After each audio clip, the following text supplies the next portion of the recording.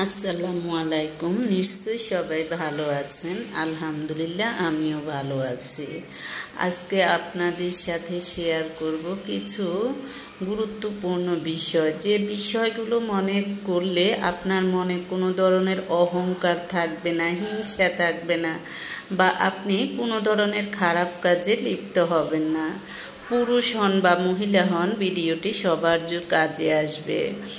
Facebook বা TV খুললেই শুধুমাত্র মৃত্যু, দুঃসংবাদ, চারদিকে দুর্ঘটনা, গাড়ি অ্যাক্সিডেন্ট।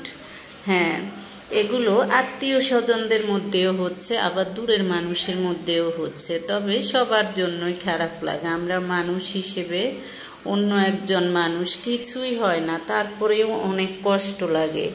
এইভাবে মর্মান্তিক মৃত্যু, মর্মান্তিক সড়ক দুর্ঘটনা, অনেক রকম দুর্ঘটনা, সড়ক দুর্ঘটনা, তারপর প্লেন দুর্ঘটনা, গাড়ি, যে কোনো ধরনের দুর্ঘটনায় কিন্তু মানুষের জীবনকে একদম নষ্ট করে ফেলে। নষ্ট করা বলতে যার যায় একমাত্র সেই বুঝে এই কষ্টটা কি, এই কষ্টটা কেমন।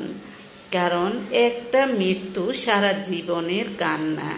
কিন্তু মনে রাখবেন, একটা সুখ কিন্তু সারা জীবনের হাসি নয়।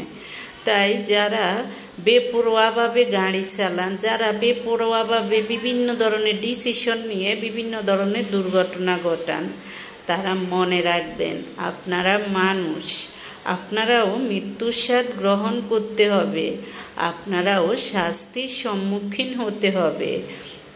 আপনারা যদি অন্যায়ভাবে কারো উপর কোনো ধরনের দুর্ঘটনা ঘটিয়ে থাকেন বা বিভিন্ন ধরনের অপকর্ম করে থাকেন, আপনারা কিন্তু রেহাই পাবেন না।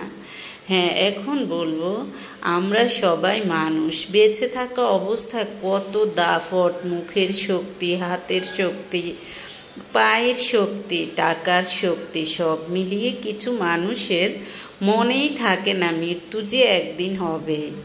আপনার কাছে মানুষ আসতে ভয় পাবে।